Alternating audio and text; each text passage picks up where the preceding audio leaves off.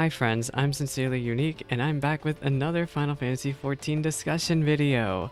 I know it's been a while since I've made a discussion video. It's mostly been story content here on the channel, but I was inspired by Mr. Happy's top 5 favorite mounts in Final Fantasy XIV, and wanted to make my own video discussing my own reasoning and my own mounts that I like. Everybody has their own story behind what specific things they like in 14, right? Like, I know this is a video game, but we all have our own stories that we've had here, and the effects they've had on us is real. Every time I look at the mounts, these mounts that I've chosen for the video, I will always remember them in their own special way.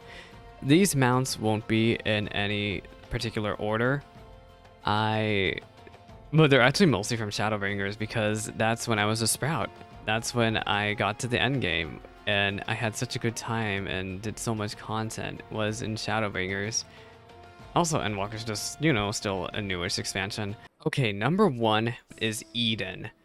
So I started in 5.3 back when the free trial just opened up in Shadowbringers to level 60. I made it to the end game in time to check out Eden's Promise Savage.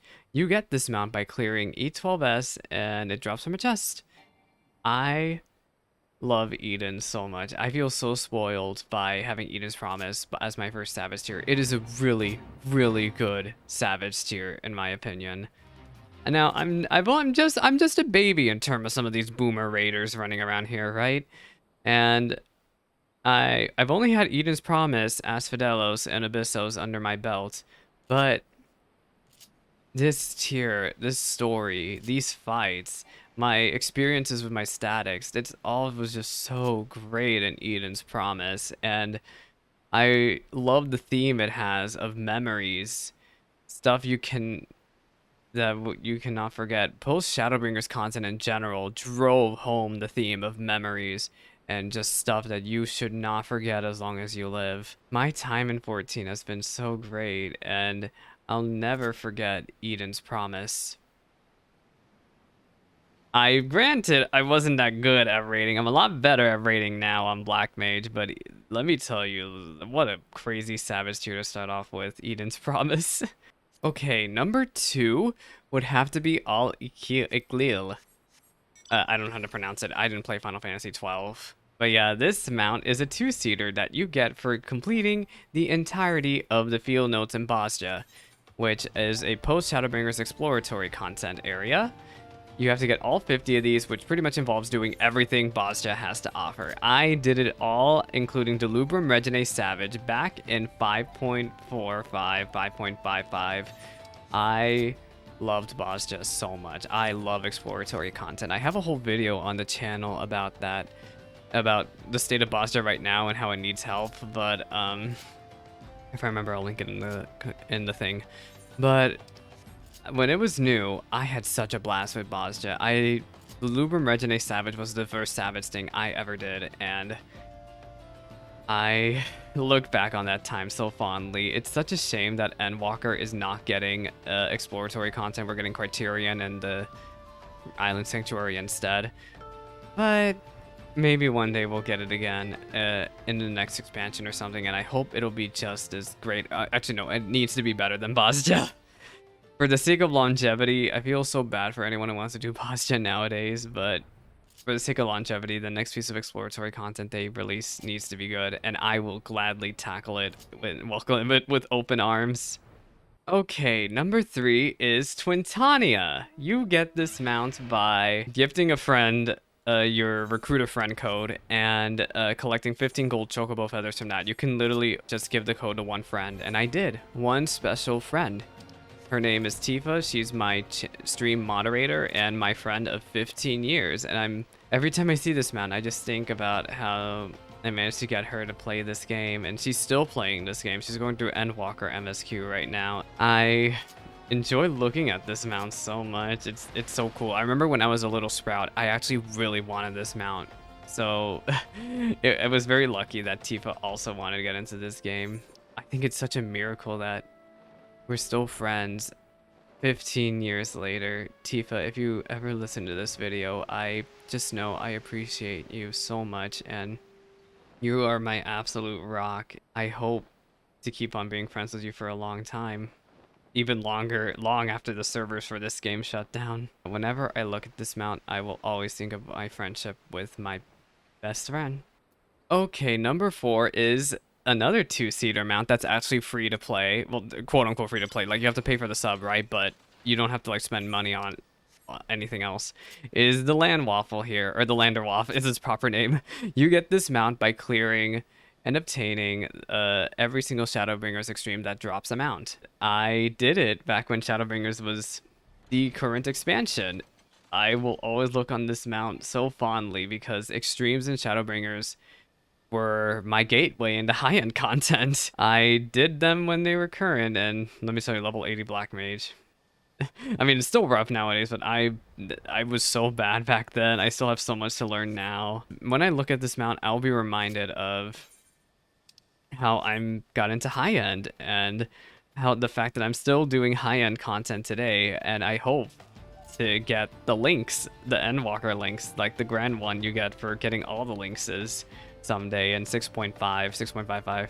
I will continue to enjoy doing hard content in this game because I love the combat in this game. I love running content with friends. Also, I love farming extremes and helping my friends clear that. I love using this as bragging rights, of course. It's not bragging rights anymore because you can unsync Shadowbringers extremes now, but it's still something I will look at and be proud of. And finally, number 5. This mount I happened to get today. This is the Magic card. You get this by collecting all Triple Triad cards numbered 1 through 312.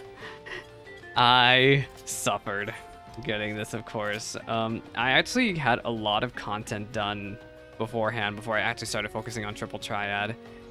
But I wanted to get this mount because it shows, in my opinion, how much I love doing content in this game. You have to do pretty much everything. Every single little bit of story content this game has to offer, you have to do it.